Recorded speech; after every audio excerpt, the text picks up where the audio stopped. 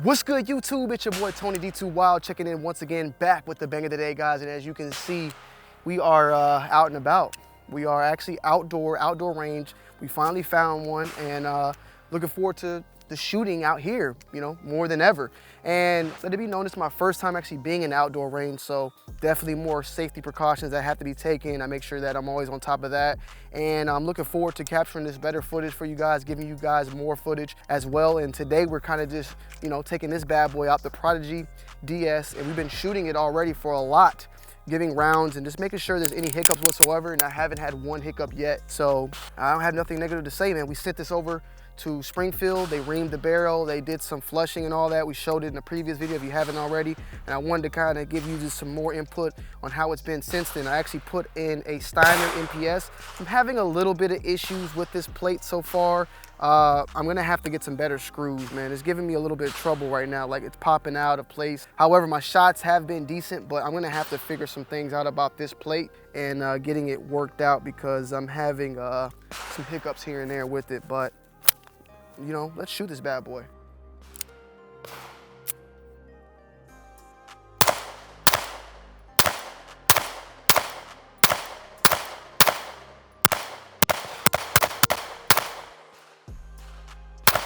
What's good, YouTube? It's your boy Tony D2 Wild checking in once again, back with a banger today, guys, on the update.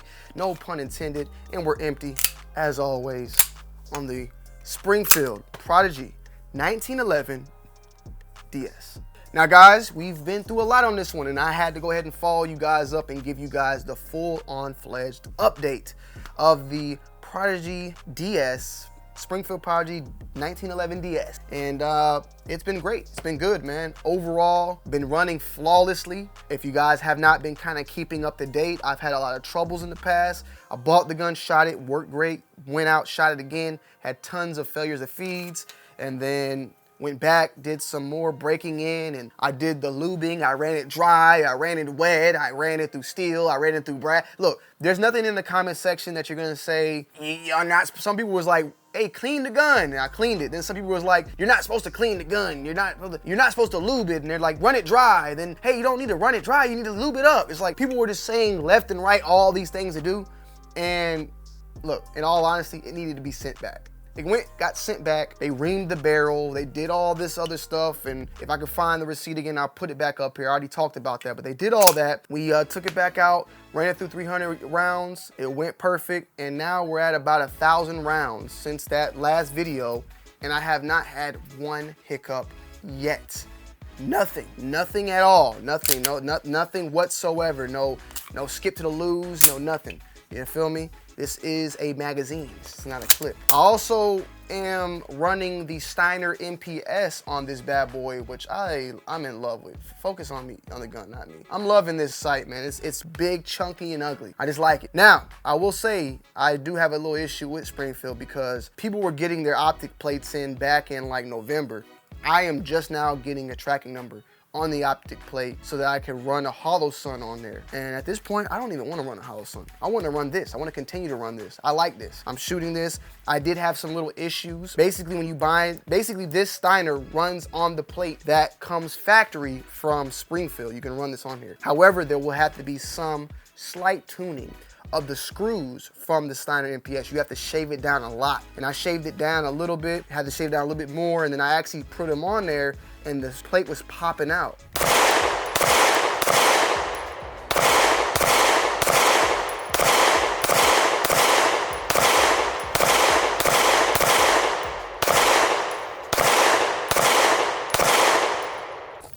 See, look at this sight, man.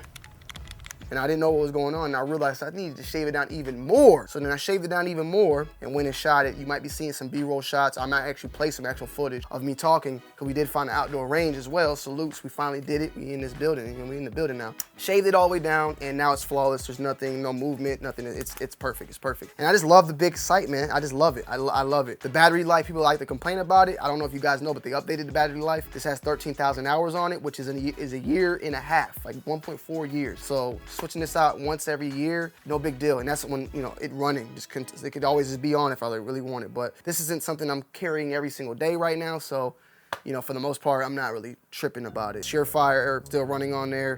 everything, man. Extremely accurate. Never had a problem with the accuracy. Only that problem that I had there. Now, I'm gonna be honest and say something though with you, right? I'm gonna be 100% honest. Buying this gun was expensive, $1,600, I think, with taxes and all that, right? And then people even said it, you know, you could spend $500 more and got a staccato. And looking back at all the trouble and everything that I went through, just the time and all that, you know, the better buy and all that, I don't regret purchasing this. I love it. I'm happy with the final outcome of what happened and where I'm at right now. But I will say, I don't know if I would say if I had to do it again, I would go straight staccato. But I would definitely say that, think about that. If you're gonna go and wanna get one of these, just know if you're willing to go through the trouble to get the gun right, get it. But if you want a gun that's just gonna work straight out the gate with no issues, save your $500 and get a staccato. You know what I'm saying? I'm happy with this. I feel confident with it. You know, am I gonna run this as an everyday carry at this point? I'm not too sure yet, and even if just the size itself is extremely big. But there was a new staccato P out, the little small guy.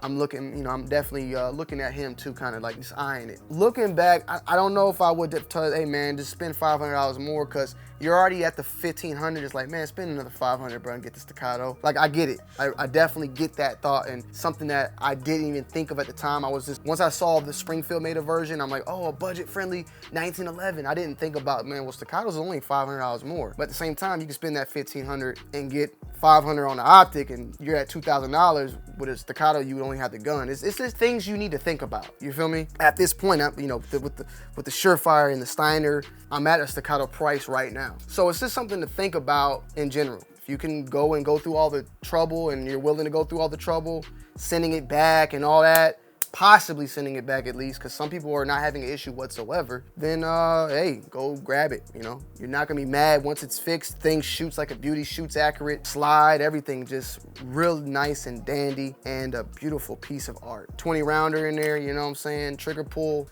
I'm looking forward to seeing what the aftermarket is, if they get a new, I mean, there's triggers already out there. A lot of things that, you know, I know the mags. I don't know how compatible this is with a staccato and its aftermarket things, but I've seen that they run the same mags, and I've seen some people add some triggers to it. So, you know, we'll have to just wait and see as more and more comes. But Steiner, we'll run with it. Looks great. Give you a little sight picture. You can see it, you know what I'm saying? Check it out real quick. Real nice and dandy, man.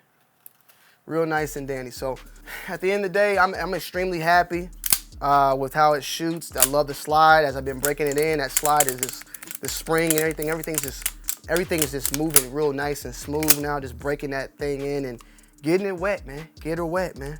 You know, get her wet. And yeah, all I can say is she works like a beauty, and she's perfect at this point in time right now with me. So I had nothing negative now to say whatsoever. The only thing I have negative to say is Springfield sending out that octet plate 2 months after originally supposed to be sent. I'm gonna send it back, and I want my money back on that. I'm not paying for it. Sorry. So to each its own. But yeah, Springfield Prodigy. She's working. She is working. Let me know you guys' thoughts and opinions down below in the comment section if you have any questions. And yeah, we'll go from there, man. I'm out.